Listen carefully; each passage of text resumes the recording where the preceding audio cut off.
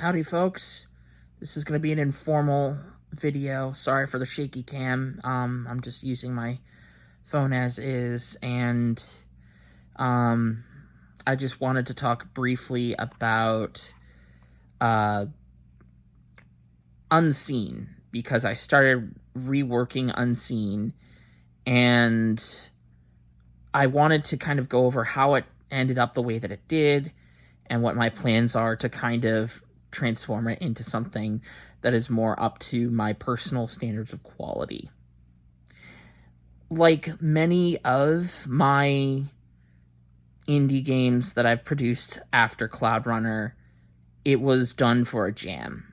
One of the things I wanted to do was cosmic horror in Breathless, and adding rules for kind of cosmic horror that you could use, that anyone could use in their game products. What ended up happening, however, is that I quickly found out that I was trying to do a few too many things at once. Truth be told, Unseen actually was a result of splitting off from like one game, which was called Harpcaster. Now, Harpcaster is a separate thing that's more like Silent Hill, but originally Harpcaster was supposed to be kind of Silent Hill, kind of cosmic horror, and also it was supposed to be like, Green New Deal sort of stuff, and that ended up becoming really bloated, and I split that into 3 separate projects because it was just so unfocused. First one was Harpcaster, second one was Strode, and the third one was Unseen. But I wanted to also keep the near future post Green New Deal aspects of the setting originally, because I thought, why would people not just play Call of Cthulhu? Because that's kind of the thing that I was thinking about the entire time as I was designing this game. Why wouldn't you just play Call of Cthulhu? And that kind of poisoned the original game's development from the very start.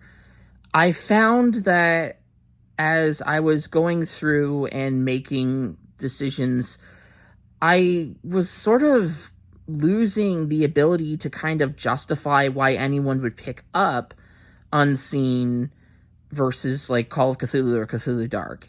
And I just didn't have an answer at the time. So I was going to put in like, well, I'll just create the city. I'll just do, make these separate locations. That's why there are no rolling tables in the original version of Unseen, was because I wanted to kind of separate them out, but then I just couldn't find any compelling reason to do it. And what I ultimately came to the conclusion as well is that the near future setting that I was hoping to do really didn't make any sense with it. Like, if we were going to do something like that, surely you'd want mechanics in for like, using public transit or train tickets and stuff like that. But there were none in this, and in fact, the kind of survival horror, loot mechanics didn't really translate over. And I just found that I got to the point where I said, I will just release what I have. It will be, not the best, but at least the rules will be out there so that someone else can use it to make their game. And that's how it came out the way that it did. There were also some kind of other issues. Like, at the time, I was still kind of getting the hang of the difference between itch.io user culture versus drive-thru-RPG. And drive-thru-RPG is very much like you are getting PDF versions of, already existing physical products. So they're not necessarily more printable. They are meant to be viewed from, like, say, a tablet or something like that. And this is also why, certain backgrounds in older products are more textured, and while I think that can have a lot of value, one of the things that I began to understand very quickly was that on itch.io, like, can you print this is a more important question than that. I have also kind of, just as a rule of thumb, I've moved away from producing products with really textured interior backgrounds, because I wanted to emphasize readability, crispness, and of course saving on ink, which means that I can also price my products lower. So the game released in this sort of unfinished, kind of spread out state, where the content for like rolling tables was removed, a lot of content from base Breathless was removed, some additional rules were in there, but there weren't much, and there wasn't really much of a setting you could latch onto. And I wanted to go back and fix it for a long time, but I couldn't really find a way to do it.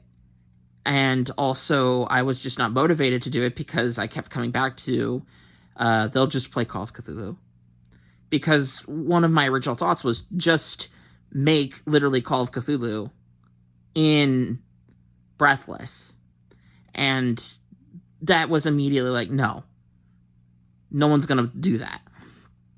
And what I ultimately found, because I kept waiting until, I was moving on to other projects, because I was like, maybe if I just get some time away from it, I'll figure it out. But eventually, Chaosium hired Mike Merles, and that kind of opened up an opportunity for me to revisit the project, because now people were looking for alternatives. That still left me with the question of what to do about kind of the setting problem, because I do think that there was just no way to salvage the setting and keep the mechanics. One or the other had to go. And I ultimately decided that since there wasn't much written about the setting, and clearly people didn't want that aspect of the setting, that I decided to change the setting. I said, we're not gonna do near future. We are going to do Roaring 20s Baltimore.